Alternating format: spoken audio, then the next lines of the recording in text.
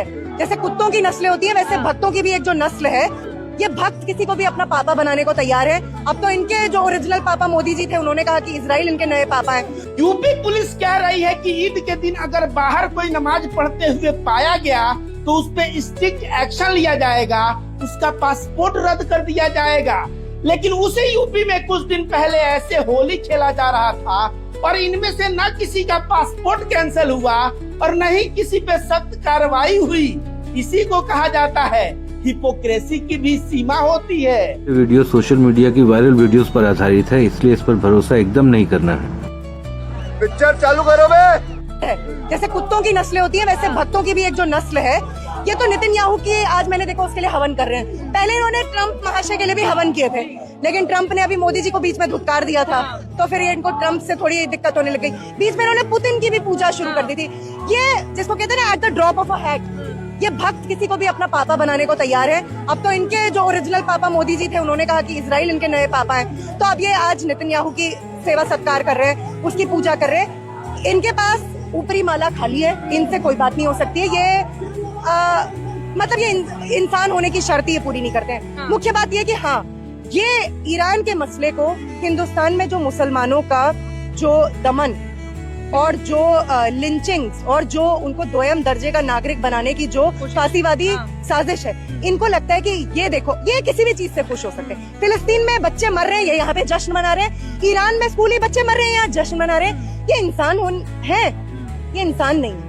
इनसे आप कोई उम्मीद नहीं कर सकते हो। मेन मसला ये है कि चाहे मोदी जी हो, चाहे नेतन्याहू हो, चाहे ट्रम्प हो, इनकी भी जगह वही है जो इतिहास के कचरा पेटी में जिस तरीके से हिटलर और मुसोलिनी जैसे हुक्मरानों को पहुंचा दिया गया था, इनकी भी जगह वही है। मुख्य बात यह कि आज हिंदुस्तान की आवाम को ये बात पुरजोर तरीके से रखनी चाहिए कि एक जो अमेरिकी साम्राज्यवाद और जायनवादी इजराइल ने ईरान के खिलाफ हमला किया है, हम उसके खिलाफ खड़े हैं। कोई कहीं पर भी साम्राज्यवादी ताकतें हस्तक्षेप करेंगी तो हम उसके खिलाफ है।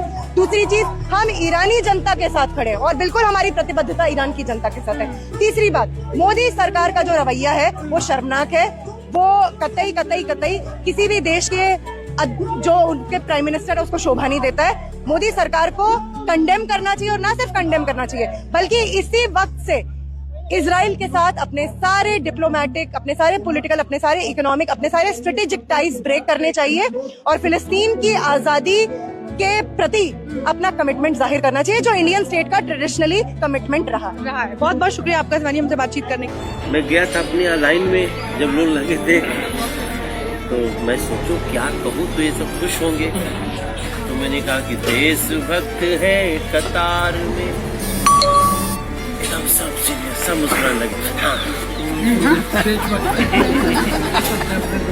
देशभक्त है कतार में, लगी है भारी भीड़, तकलीफों से सज रही भारत की तस्वीर।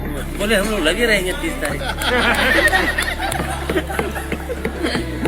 हम कहते हैं कि आज हम विश्व गुरु हैं। गुरु वो होता है जिसके शिष्य होते हैं। यहाँ हम आश्रम खोल के बैठे, एक भी शिष्य नहीं है। शिष्य एक भी नहीं है, गुरु आश्रम खोल के बैठे हुए हैं। अभी जो यार नीरज प्लीज चुप रहो, कुछ नहीं करेंगे तुम्हारा, शांत रहो। है तो ये जो है, अब आप बताओ, जब युद्ध हुआ किसी एक देश ने, छोटे मोटे देश ने हमारे सपोर्ट में बयान दिया? पाकिस्तान के सपोर्ट में चीन खड़ा है, अमेरिका उसके जनरल को बुला के लंच करा रहा है, और टर्की जो है ड्रोन दे रही है, सऊदी अरबिया डिफेंस डील कर रहा है, अजरबैजान उनके साथ। हमारे साथ कौन है? एक आदमी नहीं, ना पड़ोसी न कोई। तो ये कौन से गुरु की बात हो रही है? जो शिष्य विहीन गुरु, कौन है ऐसा जिसका शिष्य नहीं, चेले ही नहीं, गुरु खाली है? तो ये कौन सा आपने भारत बना दिया है? जय हिंद। देखिए, हम देखते हैं कि बैलिस्टिक मिसाइल को कैसे अमेरिका और इजराइल काउंटर करके मार देते हैं और कैसे इनका थर्ड और पैट्रियट मिसाइल काम कर रहा है, और ईरान अब तक क्यों झुकने का नाम नहीं ले रहा है। ईरान के पास कितने मिसाइल है इसको समझते हैं। देखिए, ये जो रडार आते हैं सब, ये बहुत महंगे रडार होते हैं सब। ये बैलिस्टिक मिसाइल को 5000 किलोमीटर दूर से ही पकड़ लेते हैं। किसी का दाम है 800 करोड़, किसी का 8000 करोड़, 5000 करोड़, बहुत महंगे आते हैं सब। ये एक जगह खड़ा करेंगे और ये अलग अलग, मतलब 5000 किलोमीटर पे आपको बता देगा। 3,500 किलोमीटर पे मिसाइल को रेडी कर देगा, 2,000 किलोमीटर पे वार्निंग दे देगा, 100 किलोमीटर के आसपास इधर रहेगा, मार के मिसाइल मार के गिरा देगा, रास्ते में ही गिरा देगा। तो ये रडार बहुत काम करते हैं सब। और ये रडार कैसे काम करेगा? एक रडार रहेगा, इसके पास कंट्रोल यूनिट रहेगा, ये देखेगा, ये बताएगा कि मेरा जहाज है कि दुश्मन का जहाज है, या मिसाइल आ रही है तो खेत में गिरेगी कि बिल्डिंग पे गिरेगी। अगर खेत में गिरने वाली होगी उसका प्रोजेक्टाइल देख के तो छोड़ देगा, और उसके बाद ये मिसाइल यूनिट को ऑर्डर देगा, मिसाइल यूनिट को ऑर्डर देगा।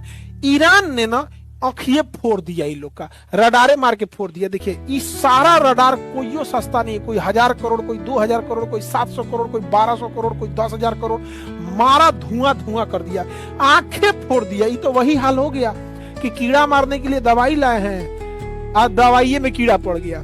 गजब हाल हो गया। ये रडार का काम था दुश्मन को देखना कि कोनो मिसाइल जहाज नहीं आ रहा है, एकरे मार के फोड़ दिया। एगो कान के डॉक्टर के पास थे ना, तो एक कान का डॉक्टर एक मरीज से पूछा कि क्या नाम है, तो मरीज 4 बार बोला कि अपना नाम, तो कान के डॉक्टर को सुनाई नहीं दे रहा था। ऐसा तो ऐसा हाल है कि रडारे मार के फोड़ दिया है वहां पे। ईरान की जो बैलिस्टिक मिसाइल्स हैं, अलग अलग लेवल की बैलिस्टिक मिसाइल है, उसकी फतह बैलिस्टिक मिसाइल है, और इसका जो शाही ड्रोन है ये बहुत खतरनाक है। और ये बैलिस्टिक मिसाइल अब नए पार्ट को फॉलो कर रहे हैं। ये मिसाइल जब गिरने वाले हो रहे हैं टारगेट पे, तो उसे हम टर्मिनल फेज कहते हैं। टर्मिनल फेज पे ना ये अचानक से रास्ता बदल ले रहे हैं, और रास्ता बदलने के बाद उनकी स्पीड अचानक से, जो नॉर्मल स्पीड आ रही है, अचानक से तेज हो जा रही है। इससे घाटा क्या हो रहा है कि जो मिसाइलों को काउंटर करने के लिए इजराइल और अमेरिका मिसाइल मारते थे सब, तो सपोज कीजिए कि इसकी स्पीड है 1,000 किलोमीटर पर 1,000 की स्पीड से आ रहा है। अब ये भी काउंटर करने के लिए 1,200 की स्पीड से आएगा, और ये अचानक यहाँ पहुंचने के बाद 2,000 की स्पीड से हो रहा है। तो कंफ्यूज हो रहा है, जा अब क्या करें, यहाँ पे ये उल्टे गिर जा रहा है दूसरे के शहर पे। तो ये ईरान बहुत खतरनाक ढंग से मार रहा है अपनी बैलिस्टिक मिसाइलों को। बैलिस्टिक मिसाइल कैसे काम करती है? ये पहले अंतरिक्ष में जाती है, उसके बाद दुश्मन देश के ऊपर जब आने लगती है टर्मिनल पेज में, यहाँ बहुत तेज एंट्री करती है और कई भाग में बढ़ जाती है। यहाँ पर ईरान ने भारत के रास्ते क्यों खोले? जब एक रिपोर्टर ने वहां की सरकार से सवाल पूछा कि क्यों भारत के रास्ते खोले गए, क्यों ऐसे जहाजों को पास करने दिया गया जिन पे इंडियन फ्लैग लगा हुआ था, तो वहां से क्या जवाब मिला पहले आप सुनिए। इंग्लिश में है, जिन लोगों को समझ आ जाए अच्छी बात है, उसके बाद में हिंदी में समझाऊंगा कि क्या उन्होंने जवाब दिया। We have seen some vessels are passing by with the Indian flags from there. Yes. Will you make some special concessions for India, and how do you look at Indian position on this, sir? Actually, what I saw here from India, I can say the majority heart of Indians people are with Iran. They condemned the oppression. They follow justice. And they don't want war. Even I can say they are against the war. And they show their loyalty with the oppressed people. Even with the children of the girls' school, and the school which is attacked by United States. And they show their sympathy, their solidarity. We informed our people in Iran the sympathy and solidarity of our brothers and sisters in India, and we said that now also they are suffering from shortage of gas, shortage of petrol, and they have to provide them and help them and support them.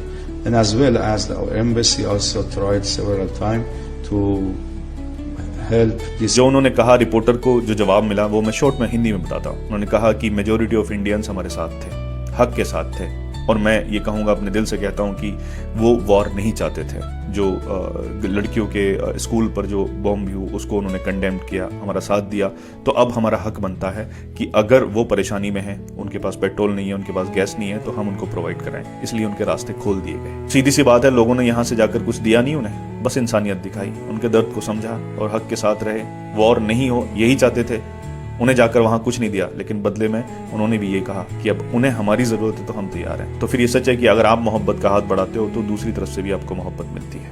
मान्यवर, अभी जब नेता सदन बोल रहे थे तो उन्होंने कहा कि ये जो संकट है, विपत्ति का काल है, इस काल में विपक्ष हमारा साथ नहीं, ये विपत्ति आ पड़ी है, लेकिन मैं आपके माध्यम से सरकार से पूछना चाहता हूं, ये विपत्ति आई हुई कैसे है? मान्यवर, ये विपत्ति लाई हुई विपत्ति है, ये लाया हुआ संकट है, आया हुआ संकट नहीं मान्यवर। ये लाया हुआ संकट कैसे है? देश की जनता को नहीं पता था मान्यवर, आपको भी नहीं पता था, हमको भी नहीं पता था, लेकिन आदरणीय प्रधानमंत्री जी को पता था कि जो हार्मोज का समुद्री मार्ग है, वहां से भारत की जरूरत का 60% कच्चा तेल आता है मान्यवर, और 50% भारत के जरूरत की गैस आती है। तो मैं आपके माध्यम से पूछना चाहता हूं कि जब वो हार्मोज का समुद्री मार्ग 60% से ज्यादा ईरान के रास्ते में आता है, ईरान के कब्जे में आता है, तो ईरान से तू कौन मैं खामखा जबरदस्ती झगड़ा करने की आपको जरूरत क्या थी?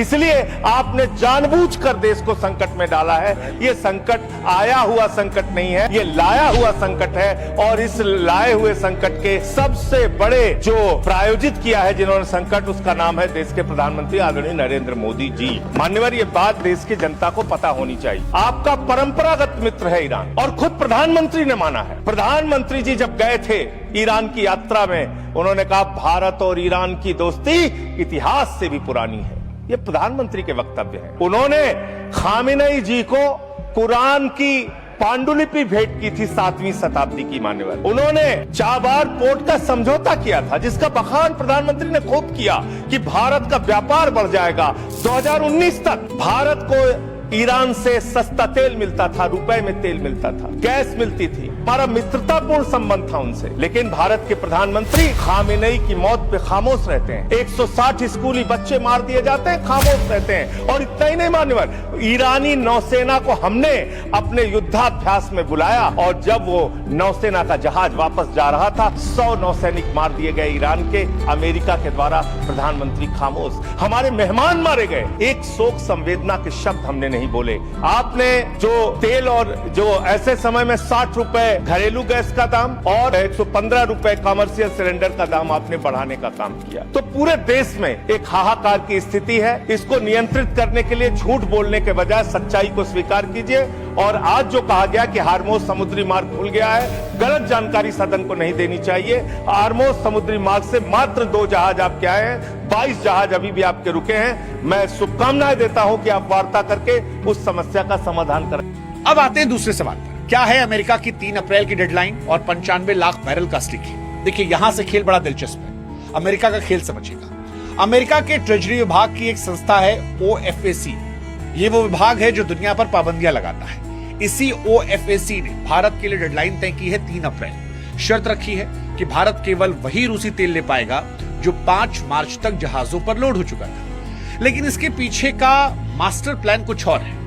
ब्लूमबर्ग की रिपोर्ट कहती है कि इस वक्त लगभग 95 लाख बैरल रूसी तेल टैंकरों में भरकर हमारे समुद्र के पास वेटिंग मोड में खड़ा है। ये वो तेल है जो नो मैन्स लैंड में मझधार में अटका हुआ है। दरअसल अमेरिका चाहता है कि भारत इस 30 दिन की मोहलत में फंसे हुए स्टॉक को चुपचाप निकाल ले। क्यों? ताकि ग्लोबल मार्केट में तेल की कमी ना हो और अमेरिका में महंगाई ना बढ़े। यानी अमेरिका रूसी तेल को बाजार में लाना भी चाहता है और दुनिया को यह जताना भी चाहता है कि हम भारत पर एहसान कर रहे हैं, हम दुनिया का ख्याल रख रहे हैं और हम बिग बॉस हैं। अब सवाल यह कि यह 95 लाख बैरल तेल लेना भारत के लिए रिस्क नहीं है, और कल को अमेरिका अगर इन टैंकरों पर कड़े प्रतिबंध लगा दे तो जवाब बड़ा सीधा है, यह तेल पहले से लूट है। इसे रिसीव करना हमारी ऊर्जा के लिए जरूरी है। यह कूटनीति नहीं बल्कि अमेरिका का अपना स्वार्थ है, क्योंकि मिडिल ईस्ट के डरावने हालात ने आज अमेरिका को भी घुटनों पर लाया है और वो भी दुआ कर रहे हैं। लेकिन यहां सबसे महत्वपूर्ण सवाल है कि हमारे देश के प्रधानमंत्री नरेंद्र मोदी जी जो 56 इंच की छाती की बात करते हैं, भारत के विश्व गुरु होने की बात करते हैं, आज जब अमेरिका का मंत्री कह रहा है कि हम परमिशन दे रहे हैं, तो उनकी सरकार खामोश क्यों? और बीते कई मसलों पर भारत सरकार अमेरिका के सामने खामोश क्यों है, जबकि अमेरिका कई बार हमारे आत्मसम्मान पर चोट पहुंचाता है? सवाल आज हमारी साख पर लेकर है। सवाल आज जो तेल से ज्यादा अपमानजनक भाषा पर है। भारत सरकार और विदेश मंत्रालय की चुप्पी आज चुभने वाली है। आज भारत के 140 करोड़ लोग ये जानना चाहते हैं कि आखिर क्या मजबूरी है कि हम अमेरिका की लगातार हो रही बदतमीजियों पर मौन हैं। एक तरफ हमसे कहा जाता है कि हम विश्व गुरु हैं, ये नया भारत है, ये अपनी नीतियां खुद तय करता है, हमारी अपनी एक धमक है। लेकिन सवाल यह है, क्या हमारी आजादी समझौते का विषय है? जिस 56 इंच के सीने से भारत के विपक्ष को जवाब दिया जाता है, भारत में भाषण दिए जाते हैं, वो साहस अमेरिका की इस व्यापारिक दादागिरी पर क्यों नहीं दिख रहा?